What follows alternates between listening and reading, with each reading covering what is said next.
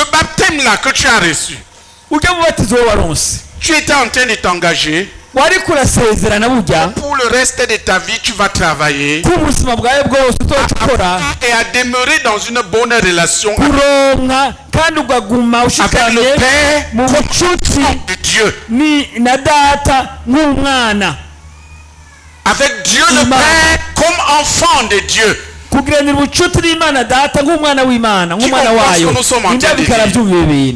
Qui a été baptisé au nom du Père, du Fils et du Saint-Esprit? Ce baptême, par ce baptême, tu t'es engagé pour le reste de ta vie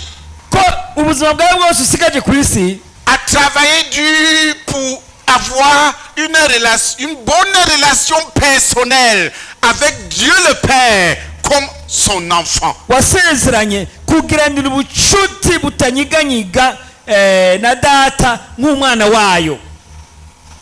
Ça c'est relation 1. 2. Avec le Fils, Dieu le Fils, comme disciple.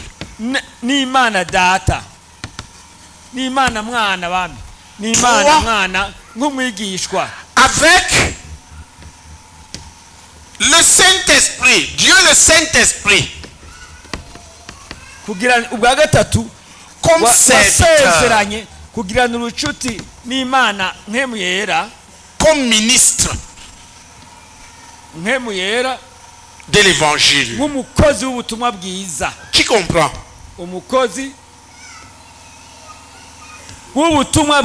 C'est pourquoi quand je vous ai enseigné la dernière fois sur l'appel chrétien, est premièrement un appel à devenir enfant de Dieu. Et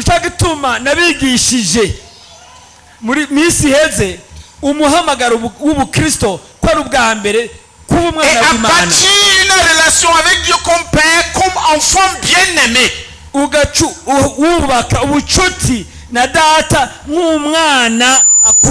Ceux qui bâtissent cette relation sont très bénis dans le Seigneur, comme moi.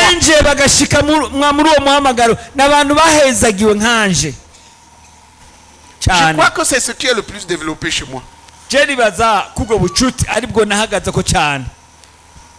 J'ai cru le jour où j'ai su que Dieu en parle. Et il ce qui fait que j'ai passé mon temps à chercher, à traiter tout avec lui. Donc chacun d'entre nous qui s'est fait baptiser en Jésus, si c'est le baptême en Jésus, baptême en Jésus. Si tu prends notre baptême, c'est toi qui sais d'où il vient.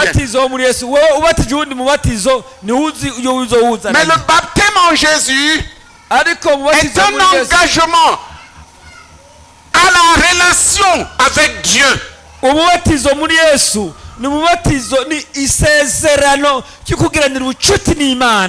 Avec Dieu le Père comme enfant de Dieu, avec Dieu le Fils comme disciple de Jésus, et avec Dieu le Saint-Esprit comme serviteur, ministre de l'évangile. Qui suit ce que je suis en train de dire?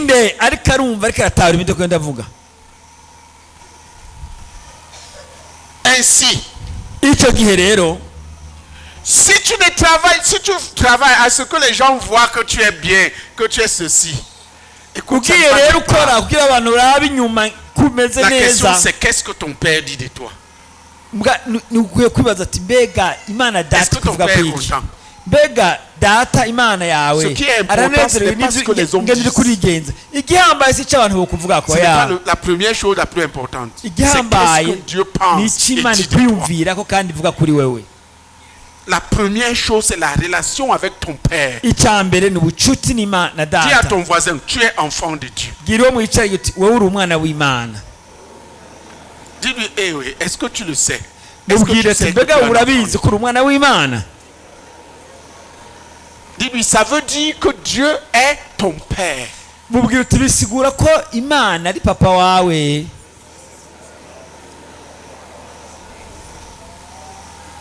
Est-ce que tu sais que Dieu est ton père? Mbega urazi ko Imana ari papa wawe? Dis-lui, demande-lui, est-ce que tu sais que Dieu est devenu ton père? Ati mbega urazi umunsi wizera ko Imana yabaye so wawe bwite? Mubaze.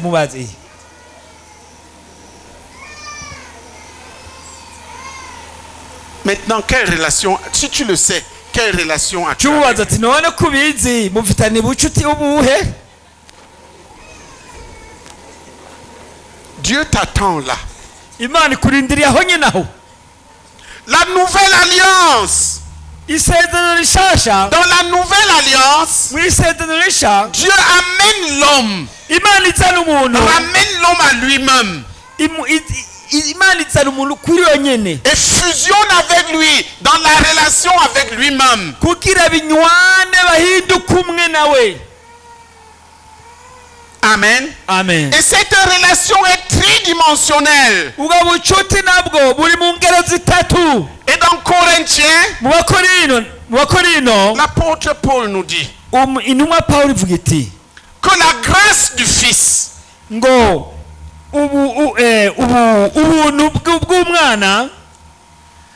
c'est-à-dire la faveur du Père,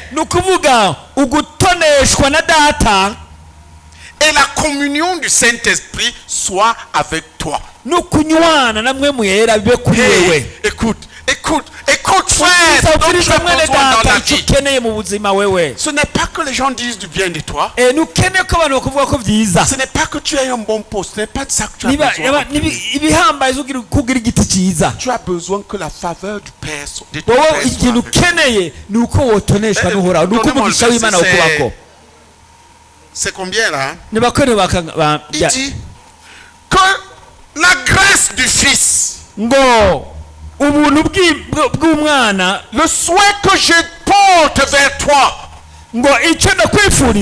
c'est que tu connaisses de plus en plus l'amour du Père, la grâce du Fils et la communion du Saint-Esprit. Donnez-moi le verset. Je conclue en disant ceci. La preuve que c'est à ça que Dieu t'appelle, c'est que la Bible espère que tu aies pour toi en abondance la faveur du Père. Tu dois poursuivre la faveur du Père. Que ton Père soit content. Et qu'il t'accorde son amour spécial, sa faveur spéciale. Si tu n'as pas la faveur de Dieu, tu es pauvre. Tous les problèmes naissent de là. Frère, ce que je poursuis dans la vie, je ne cherche pas à être grand. Non. Je ne cherche pas à être bien vu. Non. Je ne cherche pas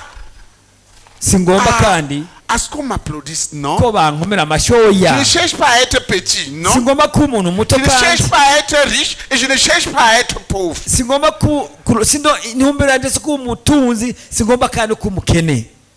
Mes enfants, je cherche premièrement la faveur de mon Père. Deuxièmement, je cherche la grâce du Seigneur Jésus. Et je cherche la communion du Saint-Esprit. C'est-à-dire la capacité de communiquer les choses célestes invisibles par la puissance du Saint-Esprit.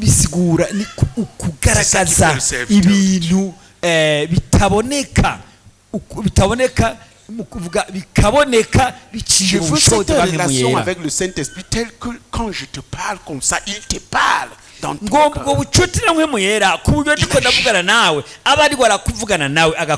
Qui comprend ce que je suis en train de dire? Si tu ne cherches pas ça, utabironse ibyo, tu ne sais pas pourquoi tu es devenu chrétien. utarondeye ubwo bucuti ntuba uzi igituma wahindutse umukristo. Lisez ce verset.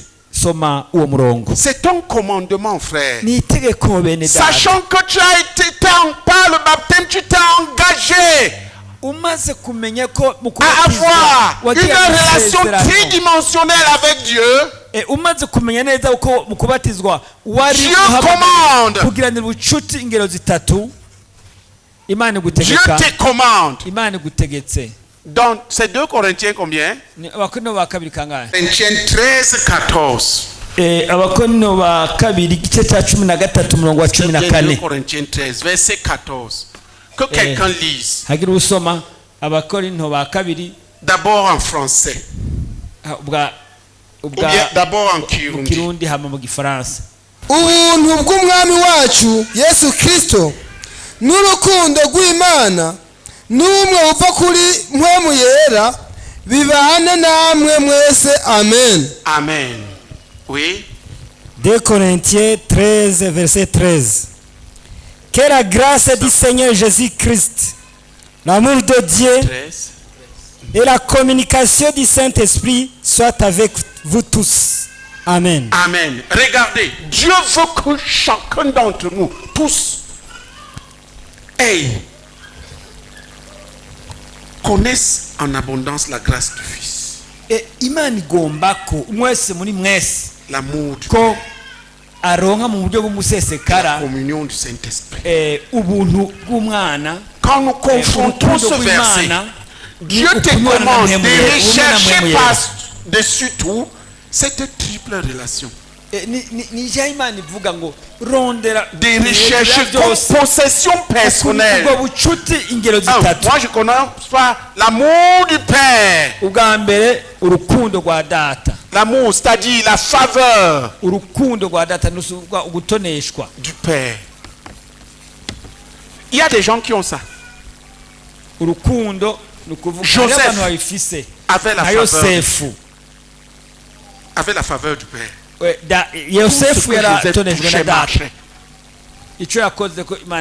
Les gens qui ont la faveur de Dieu, tout ce qu'ils touchent marche. Je donne la preuve. Il dit,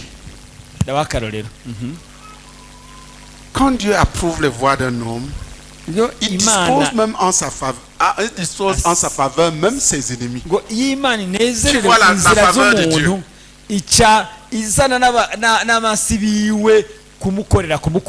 Qui voit? Il y a des gens comme ça. Écoute, des gens comme moi, s'ils te touchent, Dieu te touche. J'ai la faveur de mon Père. Tu touches le champ meurt. Tu touches la chèvre meurt. Tu dis maintenant c'est le moive, tu touches le moive meurt. Où est la faveur de ton Père? Tu n'as pas bâti des relations avec son Père. Tu n'as pas sa faveur.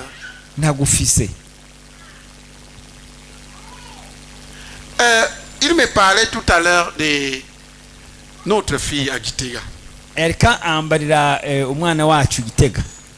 est venue me voir pour que je prie pour elle pour l'intelligence, pour connaître les mathématiques. J'ai prié, elle a cru. Vous savez ce qui se passe? Avant les examens, elle voit au tableau l'examen qui sera donné. Applaudissons pour Jésus. Ça, c'est la faveur. Dieu approuve. Est-ce que ton Père t'approuve? Hey. Demande à ton voisin. Est-ce que ton Père il t'approuve? mbega so aragushigikiye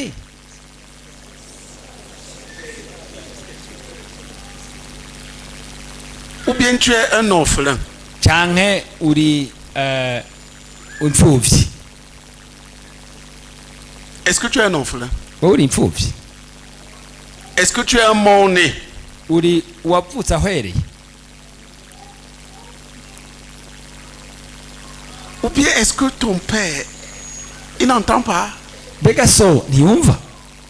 Où as-tu mis ta relation avec lui? Mbega ubucuti hamwe na washizeho ubucuti watazogirana hamwe Tous nawe? les problèmes des hommes Ibibazo by'abantu byose ont pour base le manque de relation avec Dieu. bifise byose bifise ishingiro kutagirana ubucuti n'Imana. Si les gens m'insultent, Abantu bantutse ils ne peuvent pas m'empêcher d'être ce que Dieu veut que je sois. ntibashobora kumbuza kuba ico Imana igomba Je kumva. cherche mon Dieu. Je ndondera Imana, Et une fois que j'ai écouté, j'ai fait ce qu'il me commande. hama Imana imaze kumva ico Et imbwiye les ngaca choses ndagikora. marchent pendant que mes ennemis murmurent et grincent les dents. Abansi banje nabo bakaguma banyidogera muga nanje Je ne nkora. discute pas.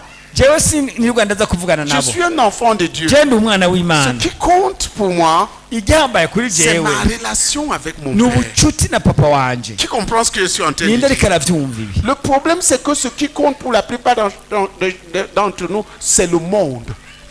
Ikibazo abantu bafise barondera icyo abantu bavuga ko baharura ku isi. Ma soeur est ceci, Bakavuga celui-ci ngo, va me faire ceci, ngo peut-être papa si je m'en vais agize uku. emprunter l'argent à la banque, peut-être si ceci, le monde, ngo data afise ibi data ameze uku noroza kurondera amafaranga muri banki ngo baharura ku isi Dieu isi dit, bon isi. ben, là, et la Bible dit, celui qui aime le monde Bibiliya kivuga ngo ukunda et isi les choses de ce monde, l'amour du Père n'est point en lui.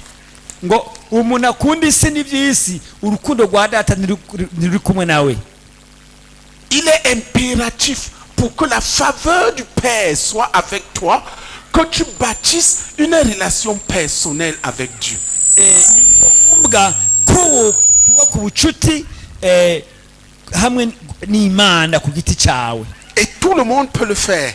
Kandi umuntu Tous wese ceux qui ont reçu Jésus arashobora kubikora. véritablement Umuntu dans leur wese cœur yakira Yesu peuvent Kristo avoir mu une kuri relation personnelle arashobora avec kuba ku Dieu. bucuti n'Imana ku giti ciwe. Qui saisit ce que je suis en train de Ninde dire? acakiye ibyo ndiko ndavuga? Tu peux. Urabishoboye. Tu peux. Et Urabishoboye. Dieu attend Kandi Imana irabikurindiriye ko que tu bâtisses cette relation. ko wubaka ubwo bucuti hamwe Ton n'Imana. Père t'attend. Imana irakurindiriye. Les croyants d'aujourd'hui, Abizera b'iki gihe faute d'avoir la relation avec Dieu, kubera atabucuti bafite vont n'Imana courir vers les prophètes, les Mahombi, tout ça. baca birukanga inyuma y'abavugishwa no mu vyumba Ils fuient vy'amahombi. Dieu et ils partent vers les hommes. Baca bahunga Imana bagaca biruka inyuma y'abantu. Je veux dire à chacun d'entre vous Ndagomba kubwira umuntu wese muri mwebwe que dans l'Ancien Testament, ko mu isezerano rya les gens kera pour connaître Dieu kugira abantu bamenye Imana devaient aller vers le prophète. bategereza kuja ku Parce bavugishwa que c'est lui seul qui avait l'esprit de Dieu sur lui. kuko wenyene niwe afise Les imwemu autres ne pouvaient y'Imana entendre kuri Dieu we. que par lui. Abantu bumva ico Imana ivuze biciye kuri uwo Mais muvugishwa. dans cette génération, dans la Ariko nouvelle alliance, mu rurunganwe mu isezerano rishasha si quelqu'un n'a pas l'esprit de Christ, il n'appartient pas à Dieu. umuntu wese adafise imwemu ya Nous tous, Kristo si Nous avons uw'Imana. reçu le même esprit qui était sur les prophètes, habite en chacun, est venu habiter dans chacun Twebwe d'entre abana nous, en b'Imana tant qu'enfants. twavutse ubwa kabiri wese muri twebwe afise imwemu ya Kristo iba muri we nk'iryo ariko bavugishwa kera Pour faire quoi? kugira ngo akore ikireraho Pour nous pousser kugira ngo adusunikire à parler avec notre Père. kuvugana na data Hallelujah. Imana yacu. Haleluya. Dis à ton voisin, l'esprit qui était sur Élie habite en toi. Bwira uwo mwicaranye uti imwemu yari kuri Eliya ubu unye iba muri Parce wewe que tu es un enfant de Dieu. C'est kuko uri écrit. umwana w'Imana biranditse muri Bibiliya. Amen. Amen. Comment je sais? Mbega ivyo ndabizi gute? Il est écrit, Handitse ngo celui qui n'a pas l'esprit de Christ ne umuntu lui wese appartient pas. adafise imwemu ya Kristo si uwiwe si uw'Imana. C'est Galates. Romains, oui. Ouvrez ça. Celui qui...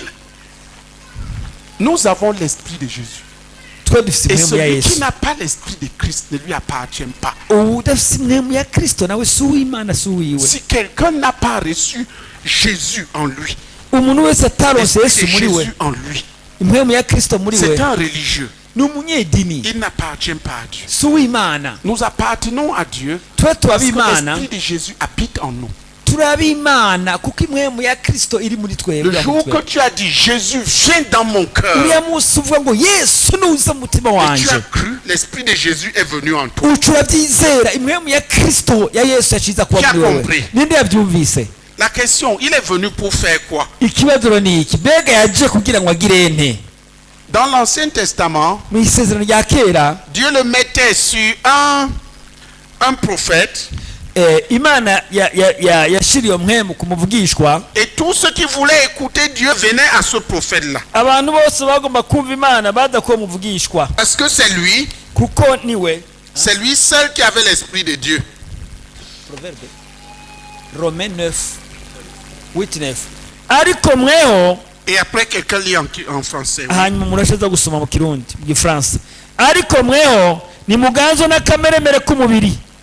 Ariko muganzo na mwemu niyaba mwemu w'Imana ba muri mwebwe niyaba mwemu w'Imana ba muri mwebwe ariko umuntu adafise mwemu wa Kristo ntabaru wiwe. Amen. Amen. Romains 8:9. Pour vous, vous ne vivez pas selon la chair, mais selon l'esprit. Si du moins l'esprit de Dieu habite en vous. Je reprends. Oui. Pour vous, vous ne vivez pas selon la chair, mais selon l'esprit. Si du moins l'esprit de Dieu habite en vous. Si quelqu'un n'a pas l'esprit de Christ, il ne lui appartient pas. Amen. Qui a saisi? Qui a l'esprit de Jésus habitant en lui? Si l'esprit de Jésus habite en toi, lève la main. Lève la main. Le jour que tu as dit Jésus viens en moi, l'esprit de Jésus est venu à toi. Qui comprend? C'est pour ça que tu es enfant de Dieu. Tu vois, je vais poser une simple question. Pourquoi tu dis que tu es enfant de Dieu? Tu es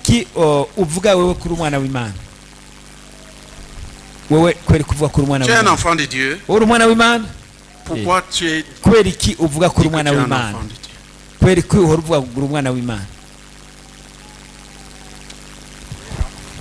Yuko Imana nayakiriye kandi ngendana nayo.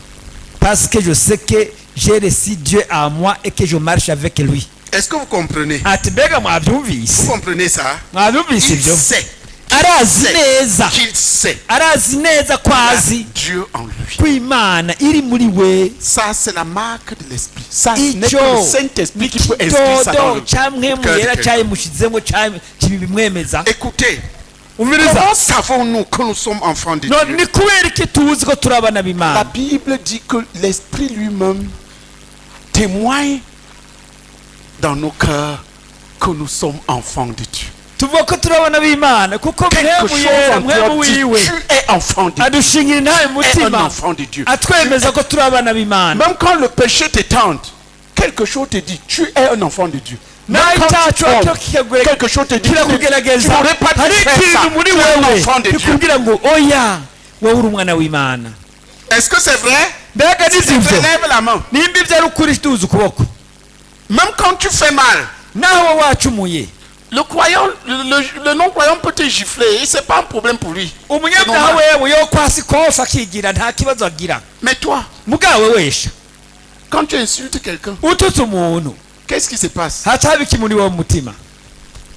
dedans, quelqu'un te dit hariho umuntu ariko arakubwira indani muri wowe wakuri umwana w'Imana ni kwereka iwawe ukora ivyo. Jésus qui témoigne à ton esprit que tu es enfant de Iyo Dieu. ni mwemu ya Kristo igushingira inaye muri wowe ukuri umwana w'Imana. Pas faire ça, c'est pour ça que les enfants de Dieu se répandent. Kutateza ukora ivyo ugaca wihana kubera abana b'Imana no bihana. Nindavyumva ivyo. Tu as déjà vu un non-croyant se mettre à confesser, oh, je suis un voleur. Vraiment, je suis malheureux. Qui a déjà entendu ça? Ninde amaze kuba umunyavyaha ariko oho ndigisuma yewe ndagowe ndigisuma namaze kuvyumva. Mais toi, si tu voles, wewe wiyivyesha, c'est toi-même qui va dire, ni wewe nyene uzoza kubivuga ko wiyivye. Vraiment, j'ai volé. Uvuga uti vyukuri narivye.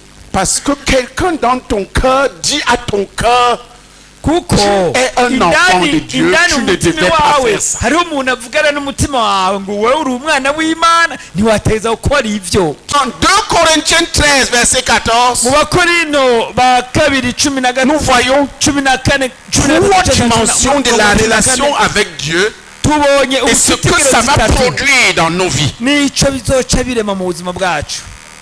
L'amour du Père, c'est-à-dire la faveur du Père, de Dieu Tout-Puissant. Nukuvuga ukunywana ni Imana data. Beaucoup d'entre nous se plaignent des gens. Benshi ngaha baridogera abantu. Prenez Joseph. N'aba Yosefu. Il fut vendu par ses frères injustement comme esclave en Égypte. Yagurishijwe na bene wabo kubw'akarenganyo acika umugurano muri Egiputa. Qui comprend? Il aurait pu se plaindre. Il dit, yo, tout est fini pour moi. Comme esclave, qu'est-ce que je peux devenir? Mais non, il ne se plaignait pas. La Bible dit que Dieu était avec lui. Comme esclave, voici Joseph qui arrive en Égypte et acheté par Potiphar, l'un des ministres de Pharaon. Et du coup, les gens commencent à constater que tout ce que Joseph touche marche. Parce que Dieu était avec lui. Il y avait son comportement et il y avait ce que Dieu produisait. Applaudissons pour Jésus. Quelqu'un aurait pu dire, oh, c'est fini pour ce jeune homme. Les plans de Dieu ne peuvent pas s'accomplir parce qu'il est devenu esclave. Mais non, Dieu était avec lui, même étant esclave. Ah, son patron dit non, non, non, non. Dieu est avec ce garçon. Si je veux devenir grand, il faut que je le nomme. Que je le nomme comme superviseur de tous mes biens. Donc il est mon vice-directeur.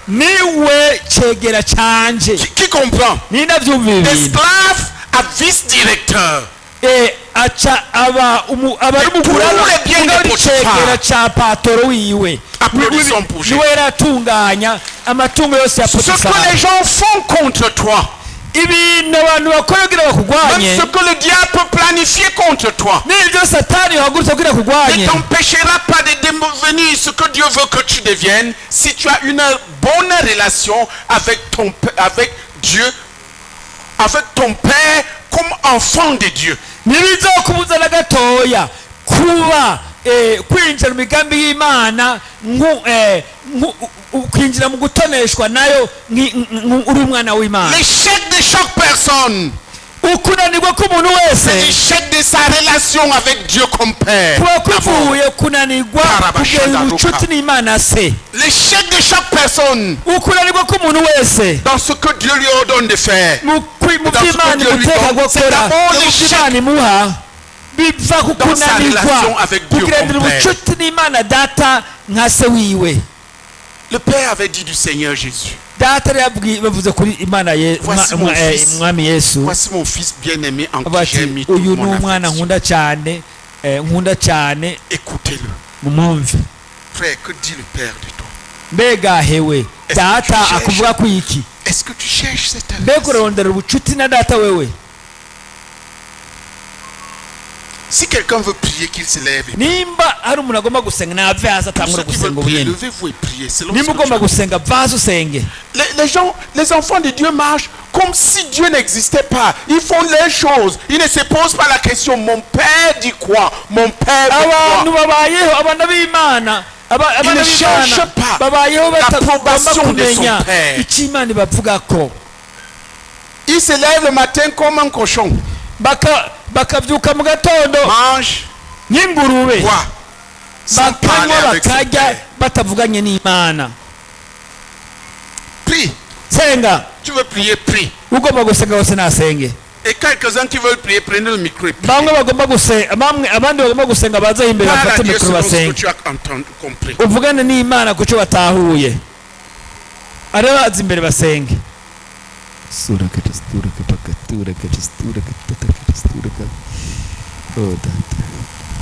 Senga wose avugane batangura gusenga n'Imana. Shima gose. Tu n'as pas besoin Data niwakira amashimwe n'icyubahiro. Waho uhagaze ukuntahuza gose ijambo. Kubyo batahuye. Shima gose baba.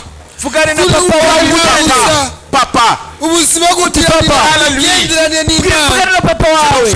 Data ndagushima. Ukurikije ibyo batahuye. Kuri kurantahuza ko umwana w'Imana afitanye imigenderanire na se. Papa nari naratakaje imigenderanire yanje nawe. Icyo gituma papa ibintu bitagenda neza. Data ndatahuye ubuntu nibakwe Yosefu yagiriwe ari kwa Farao. Oh data, nanjye ndakwinginze guhera isaha umpe guhagurutsa imigenderanire hagati yanjye nawe papa. Subire nubake imigenderanire hagati yawe nanjye. Subire ndakurondeye dusa tuganire. Nongere kunga ubucuti nawe. Data ndakwinginze ushoze guhera isaha gusubira kunga ubucuti nawe. Tuvugane nk'umuvyeyi n'umwana. Papa ndakwinginze guhera isaha ndafashe ingingo. Urakoze kubishoboje mu izina rya Yesu Kristo. Amen. Papa ndagushima cyane, ndagukengurukiye by'umwihariko papa kuri kuno kuri uriko urashinga hagati yacu papa. Ndagushimiye kuri kuno kuri uriko urashinga hagati yacu papa. Ndagushimiye kuguhishurirwa gushasha papa kubwari no jambo papa. Ndagushimiye gose papa kuri sino nyigisho zidasanzwe uriko adushikiriza wiciye umukozi wawe papa. Papa ndagushimiye cyane ko papa igihe cyose ntazorondera kugiranira ubucuti nawe bw'ibwina nk'umwana n'umuvyeyi papa ko ataco nshobora gushika ko papa ariko kukuroranirwa kwanje kose papa kuzova ku bucuti bw'ibwina nzoba afitaniye nawe papa nk'umwana n'umuvyeyi papa. Ndagushimiye cyane gose papa ko wongeye kumishurira bushasha kuno kuri kwawe papa kukuroranirwa kwanje kuzova ku bucuti bw'ibwina nzoba nubatse hagati yanje nawe papa. Ndabigushimiye cyane gose papa nishigwe hejuru gose papa mu izina rya Yesu Kristo. Amen. Amen. S'il vous plaît, si tu peux être là tous les jours, ce serait mieux. Nagira ndagusabe bishobotse ko imisi On avait yose fait par groupe ati mwagize imice où tout le monde sera là chaque jour. Oui, non, que les gens viennent. Parce umviriza que d'abord, le travail que je fais maintenant est un travail qui concerne tout le monde. ngo mwese ishengero ryose rizoze Je veux que tu pries. kuko ibyo ngomba S'il kubigisha te ni bya plaît, je mwese. présente d'être là. Ndagusabye kuva uno munsi ntuze ugera usiba Nous voulons gushika imisi yose t'amener, te ramener à la relation, à une relation réelle avec ton Père. kuko tugomba kukuzana tukwicarike mu bucuti nyabwo n'Imana Tu data vois. yawe. Urabyumva? Les choses qui te font peur là, et wewe wa muntu ibintu bigutera ubwoba wewe dont tu te plains tout le temps. kandi Toi, witongera toi, wewe oui. Et dont tu te plains tout le temps. kandi widogera Ton igihe Père cyose attend que tu en parles avec lui. data agomba kwimubwira. Tu n'as pas besoin d'avoir le baccalauréat ou bien d'avoir le doctorat pour parler avec ton père. Non.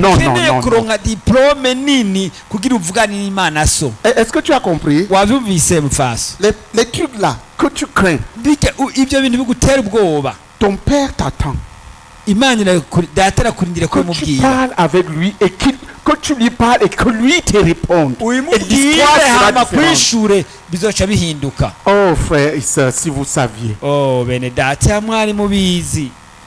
Si vous saviez. Personne ne peut remplacer ton Père céleste.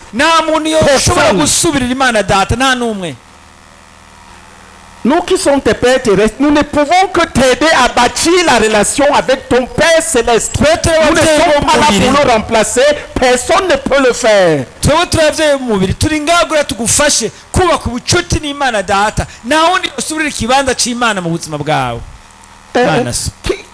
Qui comprend ce que je suis en train de dire? Qui comprend?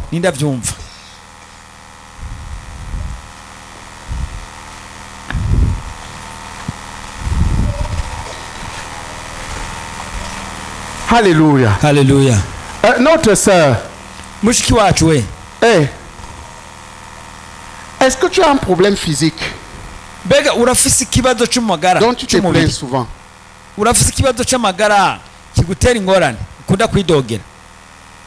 C'est quoi?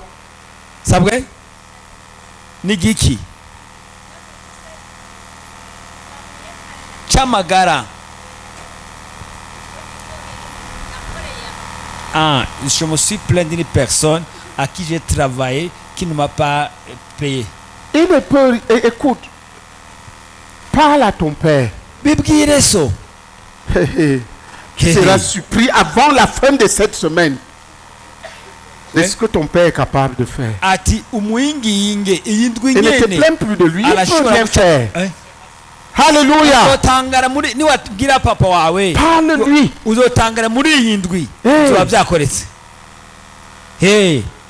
Qui a compris?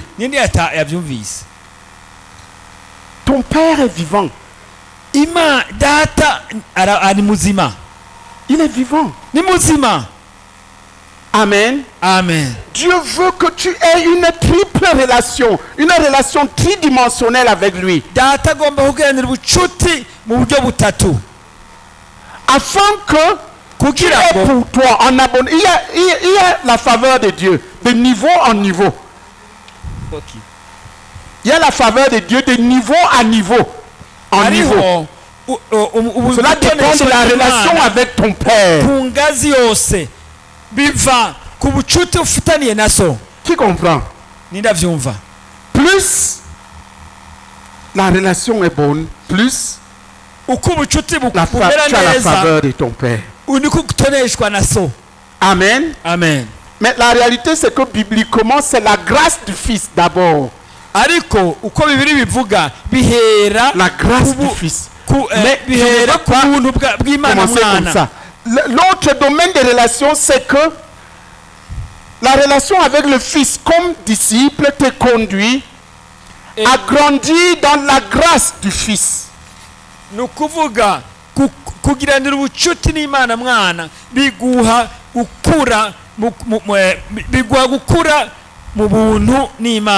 la ressemblance à Jésus. Alléluia. Amen. Dans la ressemblance à Jésus. Par la grâce de Dieu, nous sommes saints. Par la grâce de Dieu, nous sommes justes. Par la grâce de Dieu, nous sommes que nous sommes. Alléluia. Amen.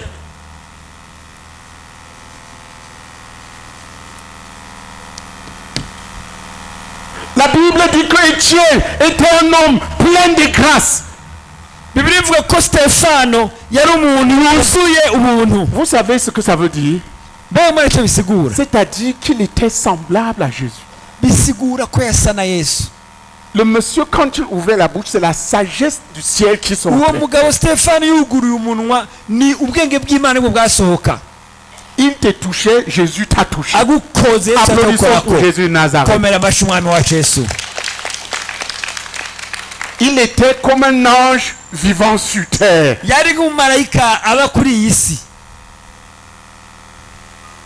plein de grâce. La grâce de Dieu était... Quand les gens le regardaient comme ça, ils ont vu sa face était devenue comme la face d'un ange.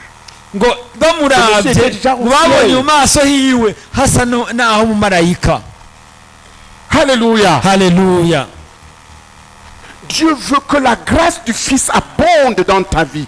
Imana igomba ko ubuntu bw'Imana bugwira muri wewe en tant que disciple. Nk'umwigishwa w'umwami.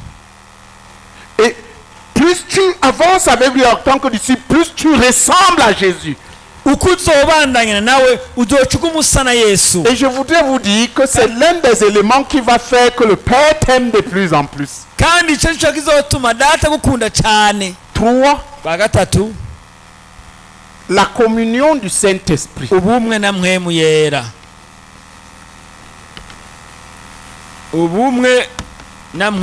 Ceci parle des dons extraordinaires que le Saint-Esprit mettra sur toi pour répondre aux besoins des gens.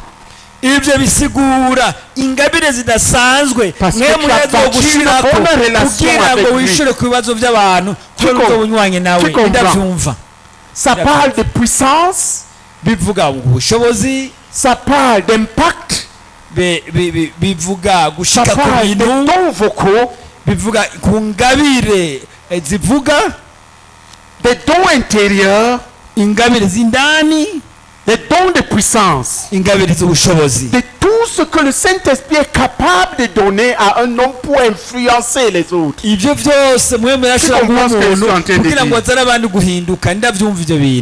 En tant que serviteur de Dieu, tu as besoin de cette relation. Dieu veut que la communion du Saint-Esprit soit avec toi. Mais là où nous allons commencer à enseigner, c'est ça.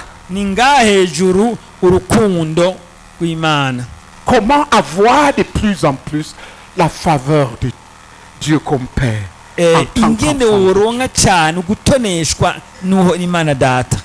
Alléluia. Alléluia. Est-ce que nous avons encore le temps? On a encore 20 minutes. On a combien? Hein? Près de 20 minutes. Pasteur, tu as dit Alléluia. Regarde. Nous allons donc revenir et nous focaliser sur ceci. Bâtir avec le Père une profonde relation comme enfant de Dieu. Afin d'avoir de plus en plus avec moi la faveur de mon Père. Oh mes frères. Oh benedata. Joseph touche. Il touche une plante, les fleurs commencent à pousser. Il se tourne là, il te touche, les choses commencent à changer. Tu as ton champ, tu l'appelles pour qu'il vienne cultiver. Dès qu'il touche le champ, les choses changent. Certains d'entre nous, c'est le désert qui les suit. Tout ce qu'il touche meurt à cause de son mauvais cœur vis-à-vis de son Père. Qui comprend ce que nous sommes en train de dire? Il touche sa mère. Tu donnes l'assemblée, l'assemblée meurt. Tu donnes l'argent. Si tu lui donnes 100 000 pour aller commencer une affaire, tu ne le vois pas jusqu'à ce que 100 000 disparaissent. C'est un tueur de bénédiction. Un tueur de toute bénédiction. Alléluia. J'ai regardé Nepomucène. Je me souviens quand il est venu à Bujumbura. On pouvait te le donner cadeau, tu ne le prends pas. Regardez-le maintenant. Quel Qu'est-ce qui a changé? ni igiki cyahindutse kuri Nepomuseni? La faveur de Dieu. gutoneshwa n'Imana kwabaye Tu comprends ce que je suis en train de dire? ni navyo mvyo ndiko La ndavuga. faveur de Dieu. umugisha w'Imana kuri La Nepomuseni, faveur de Dieu. umugisha w'Imana nguyo, La faveur de Dieu. umugisha nguyo La uragaragara, faveur de Dieu. umugisha urarara Ton père urabona. n'est pas mort. Imana yiwe ntiyapfuye. Qui comprend ce que je suis en train de dire? Dis à ton frère, ton père n'est pas mort. Mwicara uti so ntiyapfuye, mubwire wo mwicara uti reka so ntiyapfuye. Non, non, non, non. Il Oui, n'est oui, pas oui. mort, il n'est pas mort. ntiyapfuye. Demande-lui pourquoi vis-tu comme un orphelin? mubwire uti ni kubera ko ubayeho nk'imfuvyi. Est-ce que ton père céleste est mort? mbese wo mwijuru apfuye? Qui comprend ce que je suis en train de dire? ni nawe ivyo ndiko ndavuga. Je suis arrivé ici, je vous dis la vérité. igihe nashika ngaha reka nabwire ukuri, J'ai été positivement choqué par le niveau où se trouve votre toiture. nari na aujourd'hui Oui.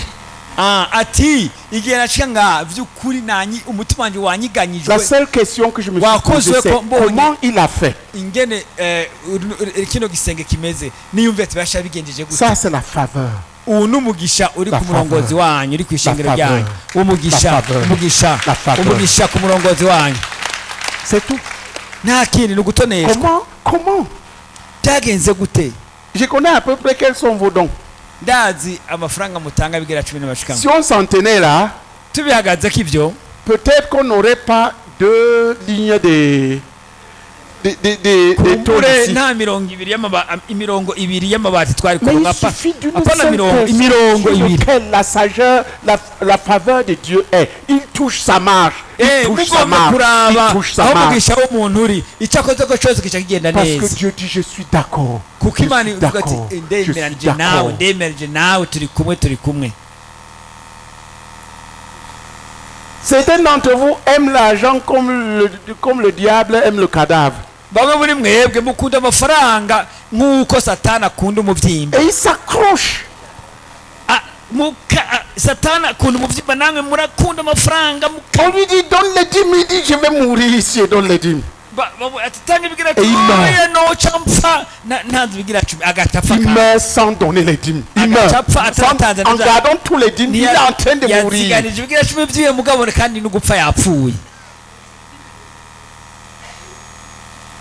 Quel est son problème? Son cœur est mauvais vis-à-vis de mbega son afise père. ingorane yihe? umutima wiwe ni mubi ku Mana yiwe. Tu comprends? Nindavyumva.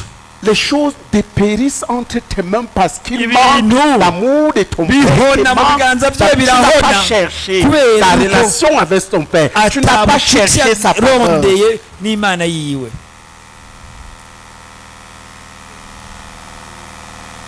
Ce n'est pas les diplômes. Dis à ton frère, ce n'est pas les diplômes qui te manquent. gira mugenzi uti sima diplome ubuze, tukibazo sama diplome, C'est la faveur de ton père. ubuze umugisha w'Imana. Si te manque quelque chose, c'est la faveur de ton père. nimba ubuze ikintu ubuze umugisha uva ku Mana. Change de cœur. hindura umutima, Change d'attitude vis-à-vis de ton père. hinduka inyifato Et kuri entre so dans la faveur de ce winjire Dieu tout-puissant. utoneshwa n'Imana, ibintu bizoca bihinduka. Alléluia. Haleluya. Il rencontra Abraham. ngo ahuye na Et il dit, Aburahamu, Abraham, cyamwita Aburahamu, c'est moi le Dieu tout-puissant. ni qui te parle. jewe Imana ihambaye, Marche devant ma face. gendera imbere yanje. Ça veut dire cherche-moi. bisigura ngo ndondera Fais ce que je te kandi commande. ukora icyo ndagusabye. Abraham n'avait pas d'enfant. Aburahamu nta mwana yari afise, Et il lui dit, et je vais multiplier ta progéniture à l'infini. À quelqu'un qui à 99 ans n'avait pas d'enfant. Imana ikimubwira iti Applaudissons pour ce Dieu nzosegenyera tout-puissant. uruvyaro kandi yari tout-puissant. umutama w'imyaka 99. Il est le Dieu tout-puissant. ni ukuvuga ni Imana ihambaye. Tu comptes les cacahuètes wowe ivyema au bout des uharuri doigts. wowe Parce uharuri que ton ivyema cœur est méchant vis-à-vis de ton père, c'est tout. ubwira ibiharuro ku vyema. Change aujourd'hui, frère. hinduka uno munsi mwene data, Et deviens le favori de Dieu. Alléluia. ukikutoneshwa Je suis un favori de Dieu. kutoneshwa Je suis un n'Imana, favori de Dieu. utoneshwa Je suis n'Imana, un favori de Dieu. kandi utoneshwa n'Imana. Je me souviens une fois que le frère Zach est arrivé à Bujumbura. Il est descendu de l'avion. Il a commencé à crier la faveur, la faveur, la faveur, la faveur, la faveur, la faveur. Il a crié la faveur jusqu'à ce qu'on arrive à l'église. Et quand on est arrivé à l'église, il a entendu que Jésus règne, qui règne aujourd'hui. Invitons Jésus. Écoutez, j'espère.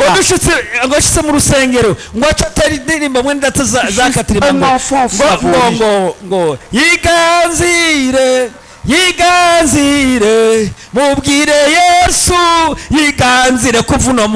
J'étais tout simplement un enfant favori. J'étais là. Un tintin là, favori. Les choses étaient en train de se passer. Je n'avais rien pour plaire au monde.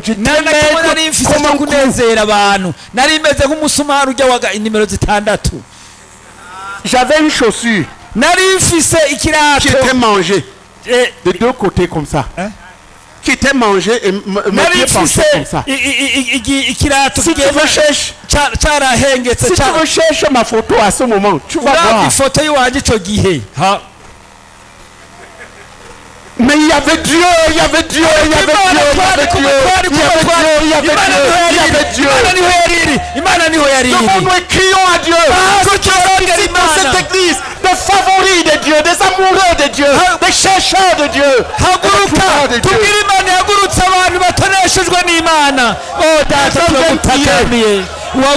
Seigneur,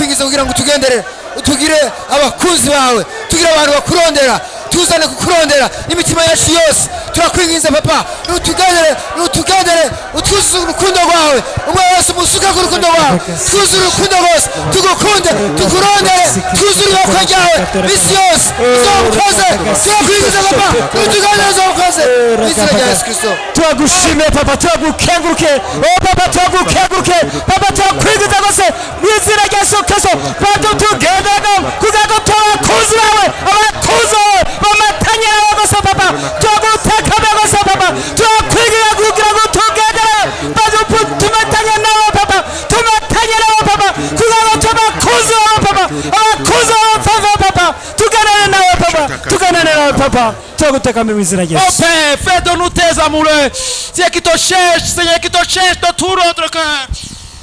Oh Père, te supplie dans ta grâce infinie. Seigneur Dieu, fais de moi, fais de nous, Seigneur, tes amoureux, qui te cherchent, qui courent, Seigneur, qui soupirent auprès de toi. Seigneur, de tout notre être, de toute notre force. Oh Père, te supplie dans ta grâce infinie. Seigneur, nous voulons, Seigneur, ta faveur. Seigneur, nous voulons ta faveur, que ta faveur soit sur nous. Oh Père, te supplie dans ta grâce infinie. Seigneur Dieu, fais de nous, c'est tes amoureux, Seigneur Dieu. Père Dieu qui cherche, Seigneur, qui bénéficie ta faveur en tout temps, en tout lieu. Oh Père, te supplie, fais-le. Seigneur, fais-le, oh Dieu, au nom de Jésus-Christ. Amen.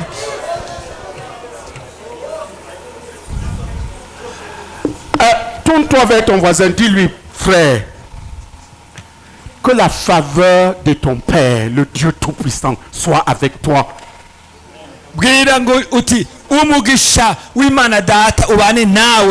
Cherche cette faveur.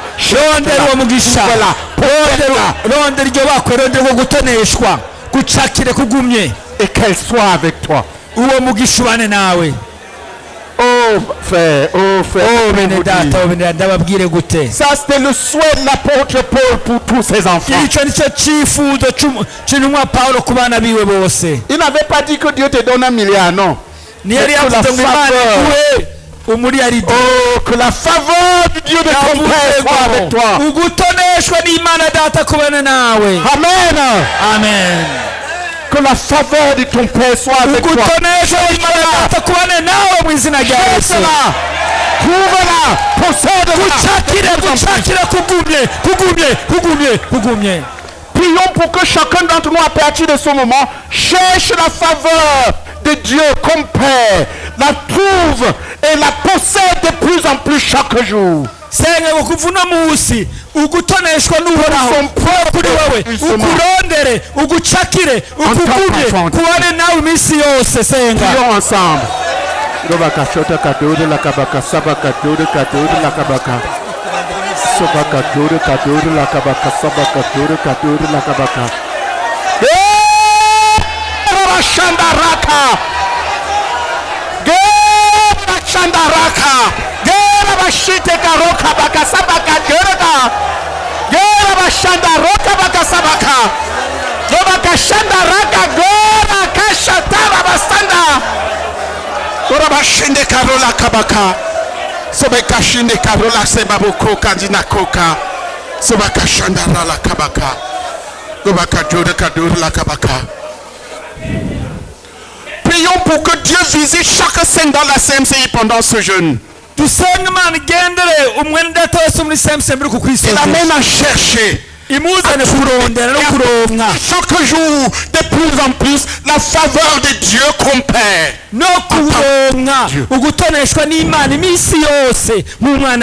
Prions ensemble.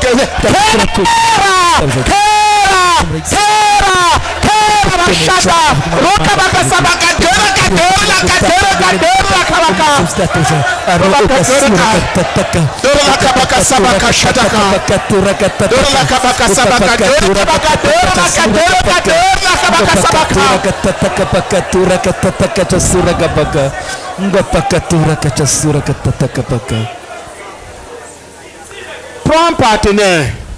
Et puis encore avec lui pour les saints, pour chacun d'entre nous. Que Dieu visite chacun et l'amène à chercher, à trouver et à connaître de plus en plus la faveur de Dieu qu'on perd pour son épanouissement en tant qu'enfant de Dieu. Prions ensemble.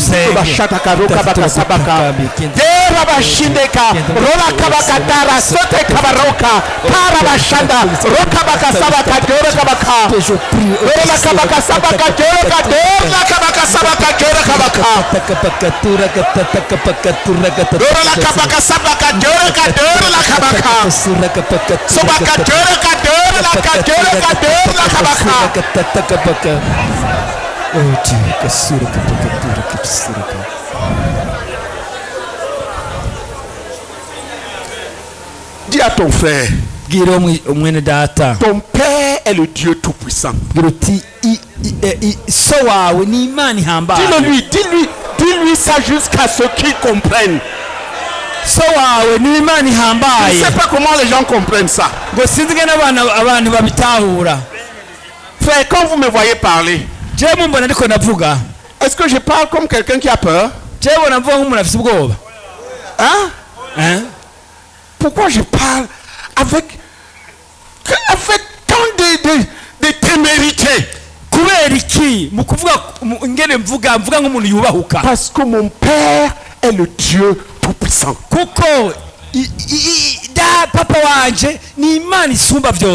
C'est ça qui nous donne le pouvoir de nous adresser à ce monde. Peut-être n'ayant même pas de chaussures, mais parlant comme si tout appartenait. Parce que tout appartient. Alléluia. Amen. Mais tu ne vois pas ça maintenant. Tu le verras quand tu seras de retour là-bas. Mais si tu ne commences pas à connaître ça ici, tu seras comme un orphelin. Et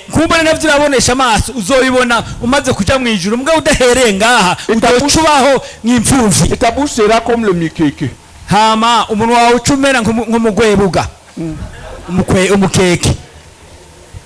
Sans épanouissement.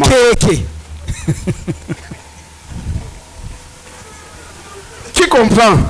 Il y a des chrétiens qui ont la bouche comme ils sont des mukeke spirituels.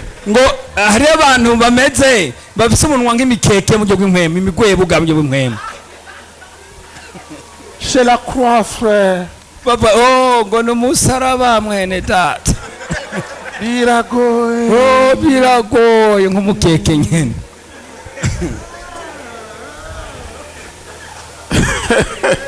Dis à ton frère, tu n'es pas Mickey, Keki.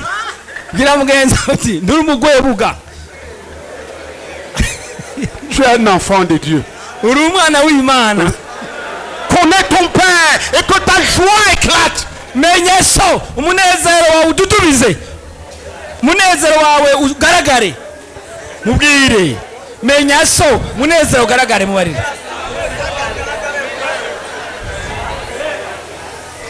Alléluia. Alléluia. Alléluia.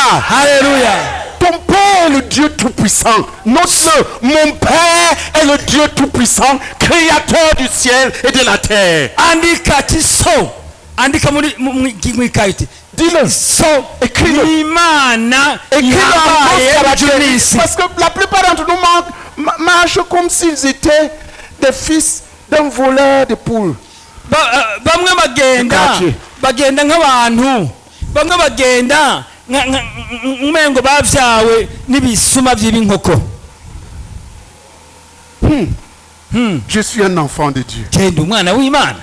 Je suis enfant de Dieu. Ndi umwana w'Imana. Je suis enfant de Dieu. Umwana w'Imana. Je ne suis plus esclave de la peur. Je suis enfant umwana w'Imana.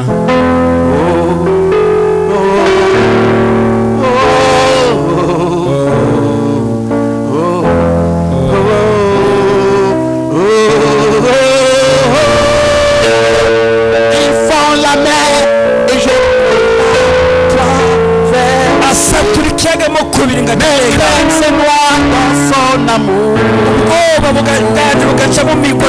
Il m'a sauvé, alors je peux chanter.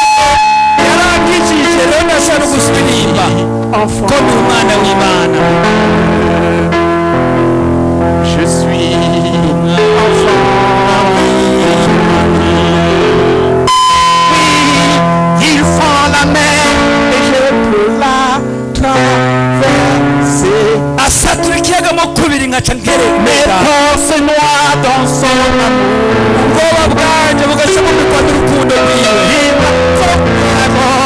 Je peux chanter. Je suis enfant. Oui, c'est vrai. Je suis enfant de Dieu. Oui, c'est vrai, frère.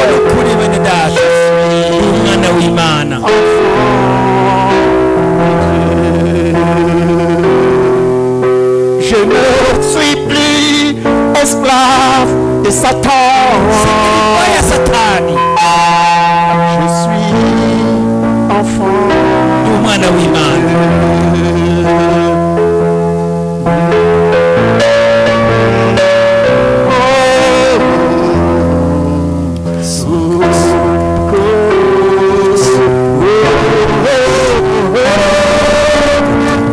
Ils font la mer et je peux la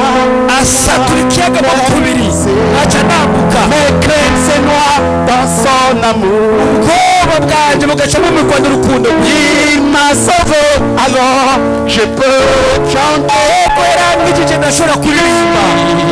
Enfant. Qu'est-ce que le diable a placé devant toi? La mer rouge. Père est le créateur de cette mer. De mots, il faut fendre la mer.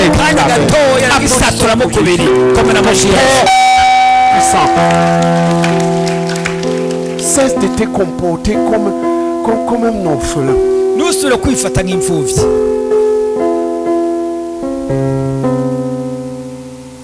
Lève-toi et dis à quelqu'un, frère, je suis un enfant de Dieu. Mon Père est le Dieu Tout-Puissant, créateur du ciel et de la terre.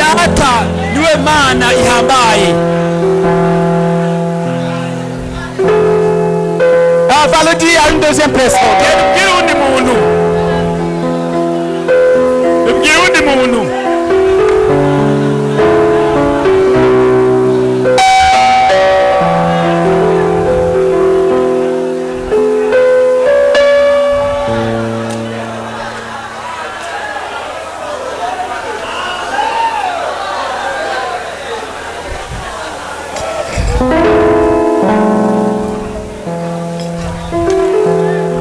Alléluia. Haleluya.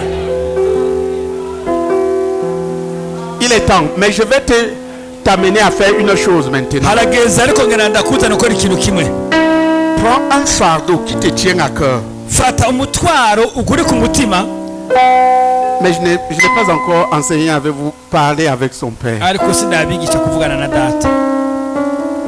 Ce qui fait que certains d'entre vous vont parler au mieux des lamentations. Bamwe boca baza kuvugira ku gihome cyo gucura intimba.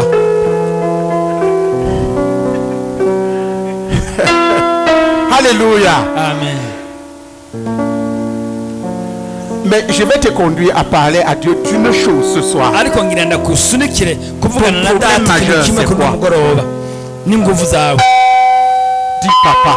Vuguti papa. Il y a telle chose comme ceci, comme ati hari ceci. kini. S'il te plaît, fais ça.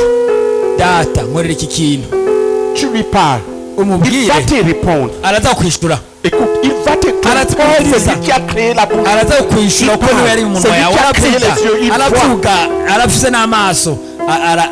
Comme tu commences à demander là, tu demandes jusqu'à ce qu'il te réponde.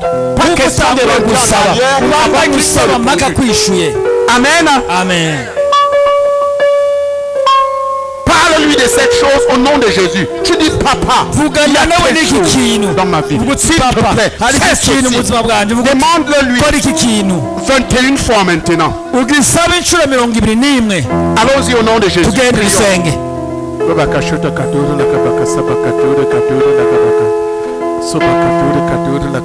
Une chose qu'on peut voir que c'est fait.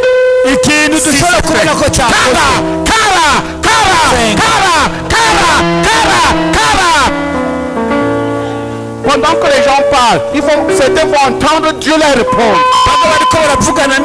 Certains vont voir les choses. La chose accomplie. Ils verront juste l'accomplissement instantané. Parle à ton père maintenant. Il te répond au nom de Jésus.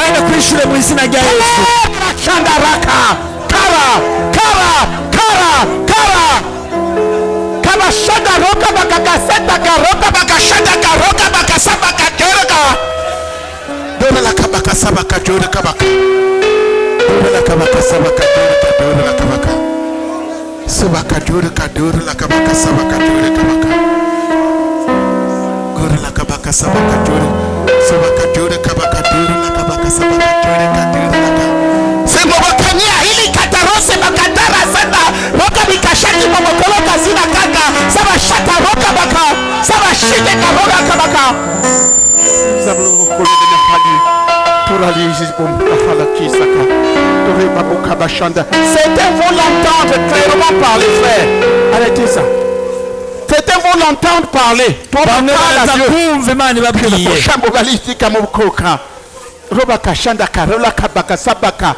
Certains vont voir. Certains c'est maintenant, d'autres vont le voir la nuit. S'ils arrivent Dieu va répondre et faire selon ce qu'il a répondu.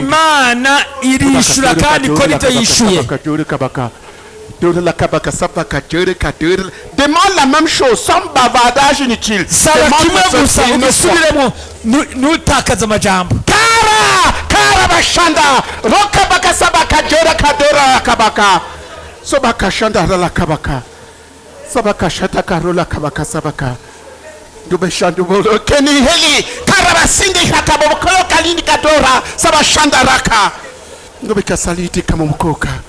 Shadakaroka bakera karabashanda roka sobikani helikita karosi na bukoka sobe shamba rali hala kasa tabajaka shanda bakaroke ba kara jistamo holo katabajini kabasodi karalizi na koka sobe kashanda karalozi na koka sobe kashata karoka baka kobe sale kina kore Subi Shandaraka, Subi Kashataru Kilakoka, Kizabukoka. Si tu as fini les 21 fois, tu t'assieds. Ouais, j'ai minjura milongo nari ngo uce wicara. Bashandaruka.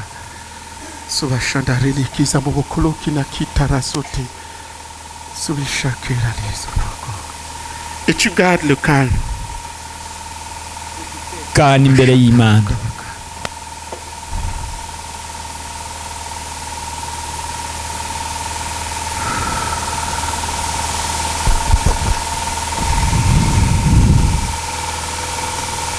Alléluia. Alléluia. Alléluia.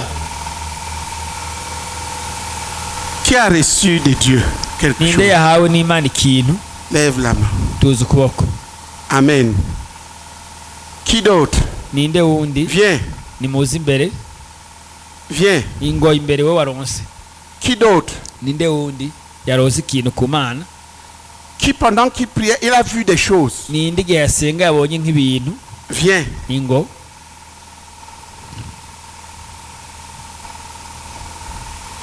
Viens. Ingo.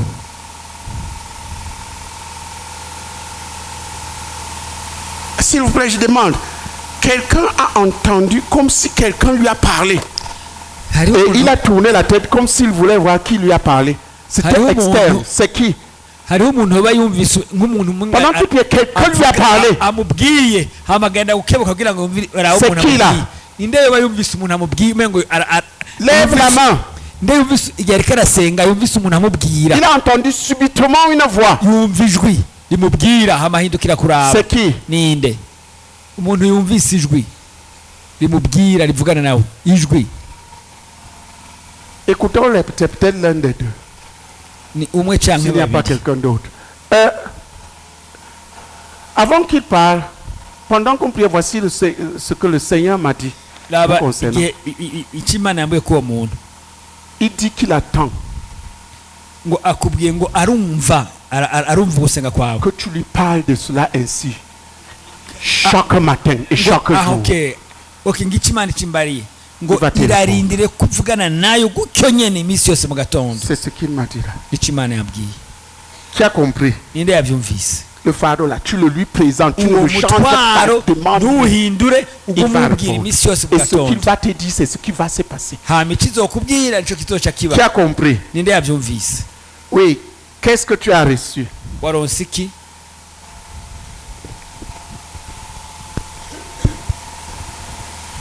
Je dis ceci parce que ma demande à Dieu était que pendant que tu pries, il te parle.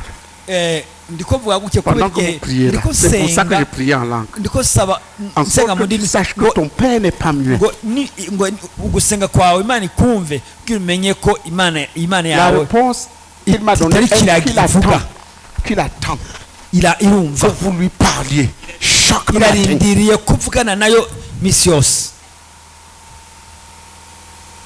Et chaque soir. Sans changer 1001 choses. Simplement et clairement. Parce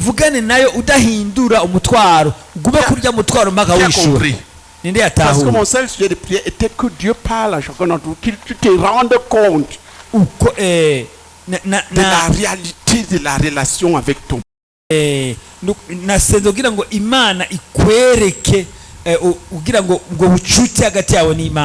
Oui, vas-y. Yesu nashimwe. Amen. Nzobona nkira Pascal. Je m'appelle Nzobona Pascal.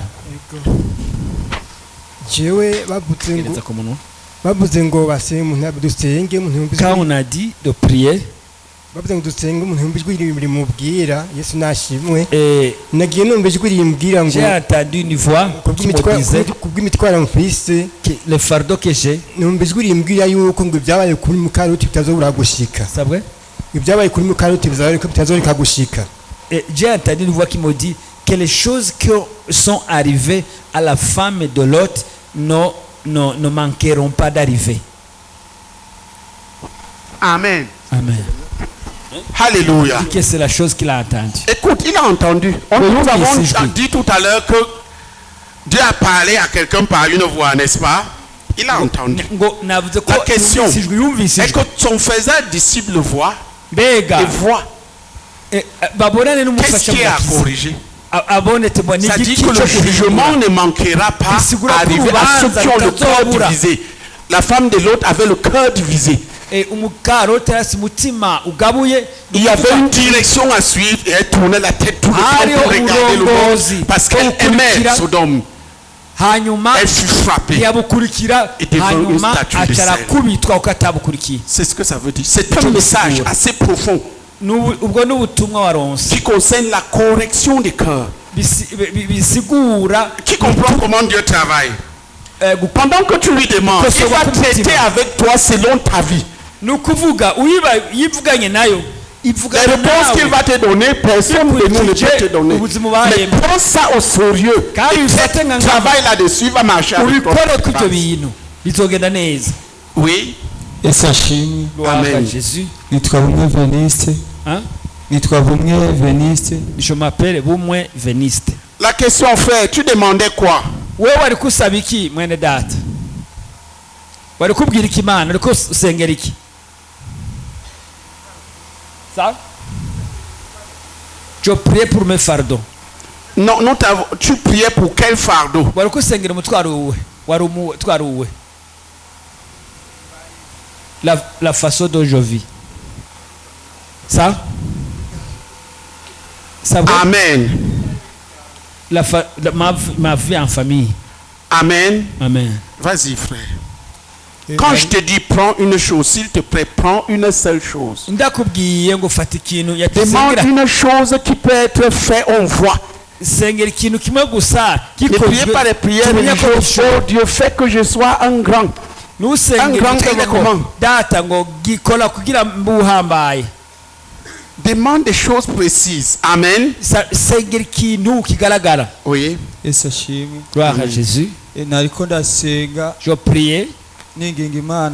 Supplie le Seigneur qu'il me donne l'argent pour acheter une maison. Pendant que je priais, je me suis vu dans la cour. Je portais un pantalon blanc et une chemise blanche. Je n'ai pas vu les choses que j'avais en main.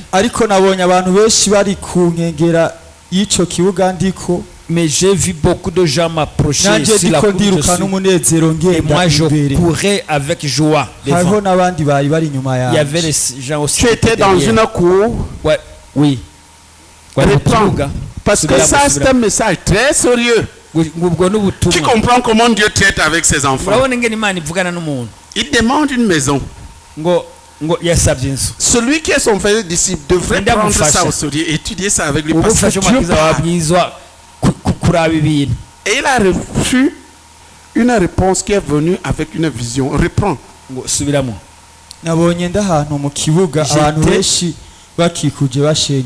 Dans la cour où les gens m'entouraient, beaucoup de gens. Quelle cour? Il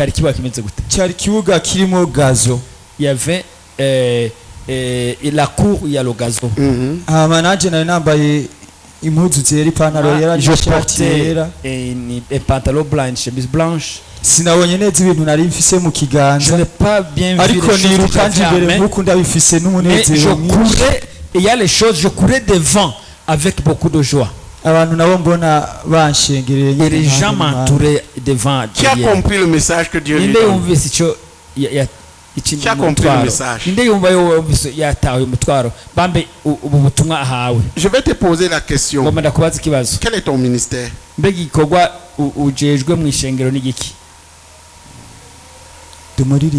Je suis chanteur. Tu es chanteur. Tu prêches l'évangile. Tu gagnes les âmes. Ça fait longtemps que j'ai rétrogradé. C'est ça ton problème. Tu vois. Là. Tu demandes une maison ici. Dieu veut te donner une maison en Christ. Et vous savez, la maison en Christ, c'est l'église. Qui a compris? Lui il demande une maison ici là. Dieu veut lui donner une maison en Christ fait des pierres vivantes, des hommes, des femmes, des hommes, des femmes autour de lui, rassemblés quelque part. Va planter l'église quelque part. C'est ton appel à aller planter une église comme pasteur. Et les gens vont courir après toi. Cherchez premièrement que les gens entrent dans le royaume et qu'ils pratiquent la justice. Et toutes ces choses vous seront données par-dessus. Matthieu 5. Matthieu 6. Verset 33. Qui est en train de comprendre? Qui comprend? Tout cela va te suivre. Mais dans la maison, pendant que tu bâtis la maison de Dieu, Dieu te donne une maison à bâtir pour cours après Dieu, prêche l'évangile, suffit une église, plante-la, et ces choses vont te suivre. Demande à Nepomucène comment il a fait. Suis. Demande-lui comment il a fait pour avoir une maison. Et suis l'exemple. Tous ces coureurs derrière, Dieu est en train de corriger son cœur, courir derrière les choses de la terre. Pendant que tu es rétrograde dans les choses que tu as confiées spirituellement. Fais des disciples. Qui comprend le message? Personne n'aurait pu lui donner ça. Frère, Dieu vient de te parler, c'était toi. Je ne l'ai pas pris pour accomplir ça. Et l'histoire serait différente. Je vais vous parler d'une petite histoire que j'ai vécue comme enfant de Dieu.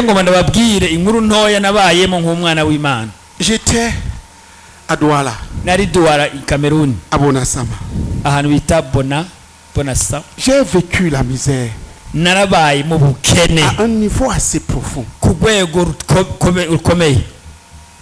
Je n'avais pas d'argent. J'avais une femme, un enfant. Rien.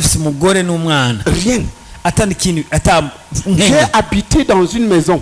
Je ne sais pas si tu es venu à Christ quand j'étais encore dans cette petite maison-là. Non, tu es venu quand j'étais déjà dans une maison qui était meilleure. Frère, c'était en on appelle chez nous les carabotes.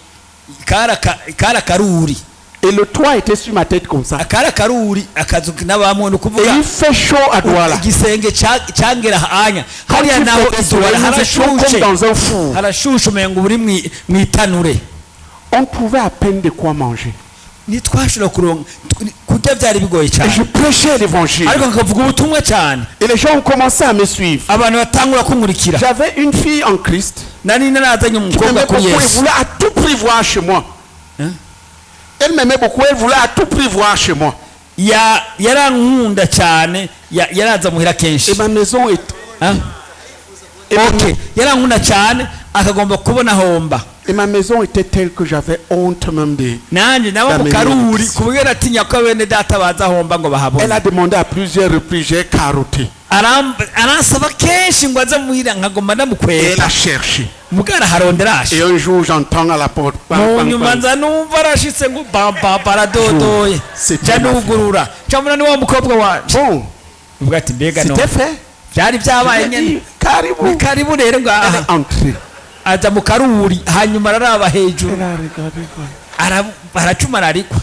J'avais 3 bancs.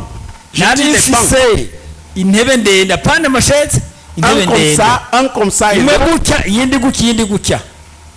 dans notre salon. Je lui ai présenté la place.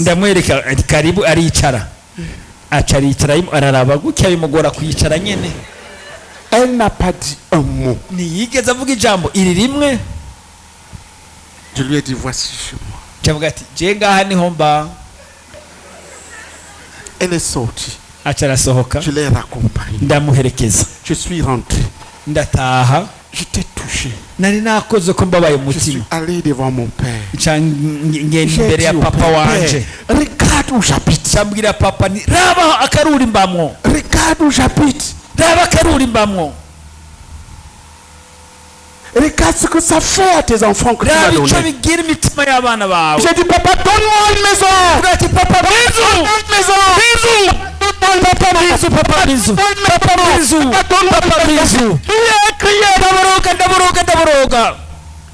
Et d'un coup, j'ai entendu. Sors. Va sur le bord du Vouri. Et regardez, le Vouri était il connaît bien. En bas comme ça. Je suis arrivé au bord du Vouri, il y avait la maison, le petit château de Kekera.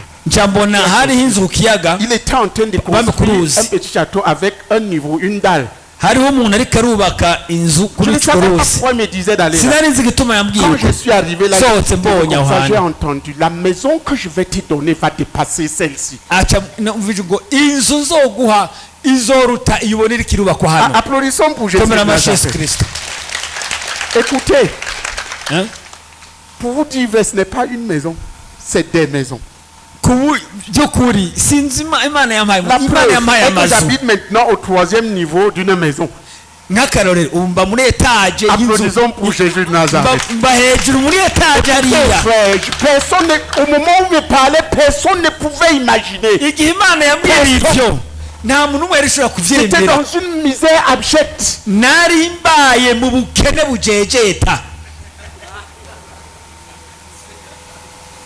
Mais j'ai parlé à mon père. Il m'a répondu. Et il se trouve que plus tard, quand j'ai demandé, quand il m'a parlé de l'entrepreneuriat pour la mission, ce qu'il m'a donné, c'est la construction des maisons. C'est pour ça que vous voyez qu'il construit. Applaudissons pour Jésus de Nazareth. Il est construit. Applaudissons pour Jésus.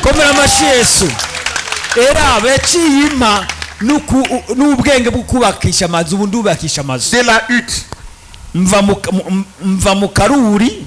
au 3e niveau.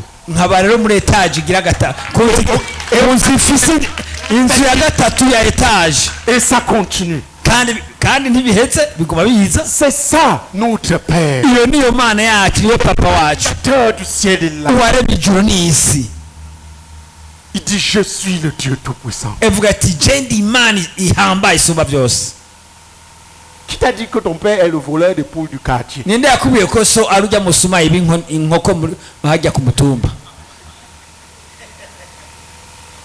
Je veux que ce soit que tu crois. Lui demande et que tu reçoives. Pour ça que Dieu qui comprend? Qui comprend? Lève-toi et dis-lui, papa, je te demande, fais telle chose, une chose vraie. Ne demande pas papa, une maison. Papa, une maison.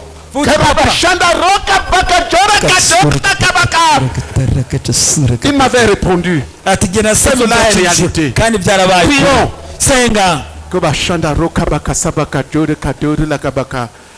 Sobakajore kadore la kabaka sabakajore kadore la kabaka sobakajore kadore la kabaka sabakajore kadore la kabaka sobakajore kadore la kabaka gobaka shata kadore la kabaka gore la kabaka sabakajore kabaka dore la kabaka gobakajore kadore la kabaka sobakajore kadore la kabaka sabakajore kadore la kabaka Sobaka shata kadore la kabaka. Sobakira bashanda rola kabasanda raka kara. Sobashanda haro kabaka. Sobaka jure kabaka. Dore la kabaka sabaka jure kabaka. Dore la kabaka sabaka. Soba. Dis-lui papa, tu es mon père. Oh, Papa puissant, tu es mon père, tu es mon père. Je vais demander à toi, je vais recevoir de toi.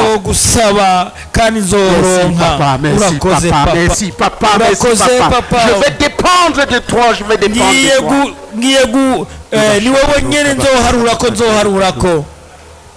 Aujourd'hui, un nouveau jour commence dans ta vie. Un jour de miracle. umunsi w'ibitangaza, le jour des miraculés, umunsi des gens qui parlent et reçoivent de Dieu. umunsi w'abantu bakora ibitangaza, abantu bavuga Imana igakora. Uwo munsi ushike, uwo munsi ushike. Que vienne ce jour. Oh papa, chacun de tes enfants. Ushike ku bana bawe Oh, bose. Dieu vivra. Oh papa. C'est une relation personnelle. Oh papa, babeho. Ce jour, papa, que vienne ce jour. Uwo munsi ushike, uwo munsi ushike. Ce jour soit maintenant. Uwo munsi Ce jour soit maintenant. La faveur du Père. Ugutoneshwa na data. Merci, papa. Urakoze papa. Au nom de Jésus. Mu izina rya Yesu. Amen.